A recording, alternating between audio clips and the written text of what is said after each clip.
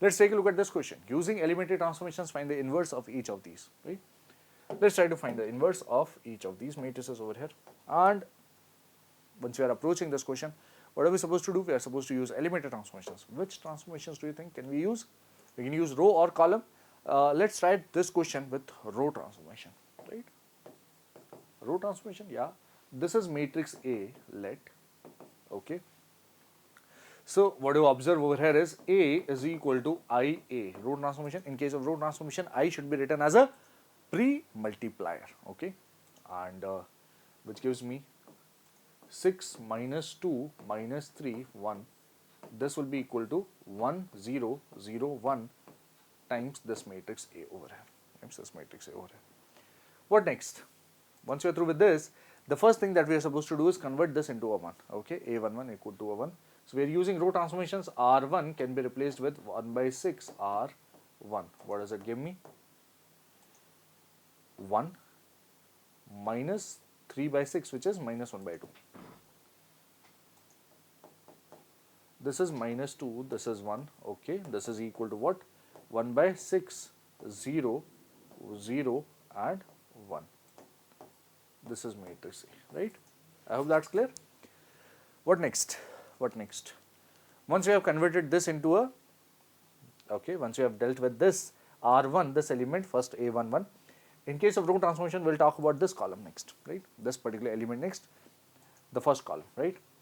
So let's try to convert this into a 0. What you do is R2 can be replaced by R2 plus 2 times R1, right? This is minus 2, this will be 2 times 1, and you can add them together, and what you get over here is, this is 1 minus half, which is okay, that's not an issue, and this is minus 2 plus 2, which is a 0. This 1 plus 2 times minus half, 2 times 1 by 2 is minus 1. 1 minus 1 is a 0.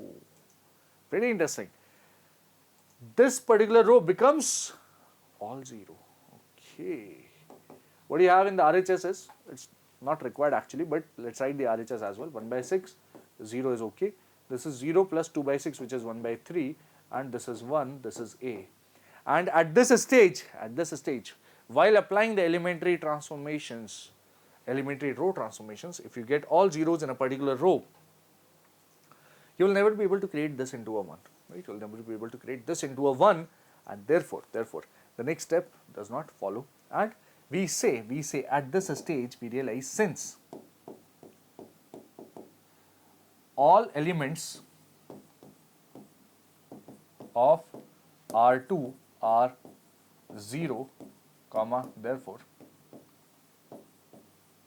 we say that inverse, therefore A inverse does not exist. Okay, so inverse is not necessarily, existence of inverse is not necessary for all square matrices.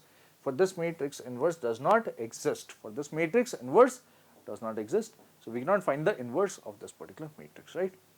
That is all. As you can clearly observe the steps, right? Had we used column transformations also, we would have arrived at a similar result, right? Alternatively, you could use column transformations as well. For column transformations, we'll have to write A is equal to AI. What does that give me? 6 minus 3 minus 2, 1. In case of column transformations, a particular, right?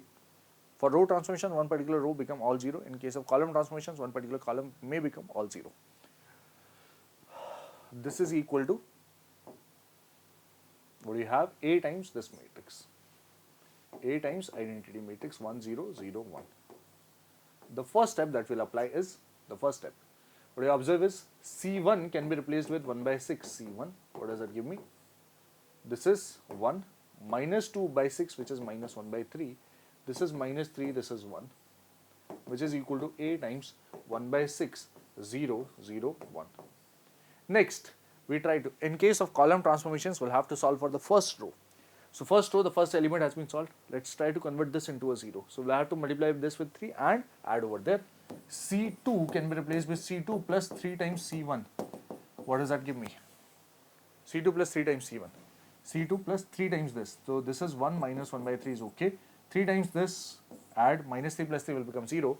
1 minus 3 times 1 by 3. 1 minus 1 will be 0, right? Right. And yes, this is another issue. There's an issue here as well, yeah. There's an issue here as well. This is 1 by 6. This is 0. And this is 3 by 6 is 1 by 2. This becomes a 1 by 2. This becomes 1. This remains as it is. And you can observe over here, since C2 is all 0 implies inverse does not exist. So you may use any transformation for that matter, any method, row transformation or column transformation. In both the methods, you can observe that the inverse will not exist for this matrix over here, right? Let me get aside and you can take a look at the complete solution, first method as well as second method, using row transformation as well as column transformation, right? That's all in this question.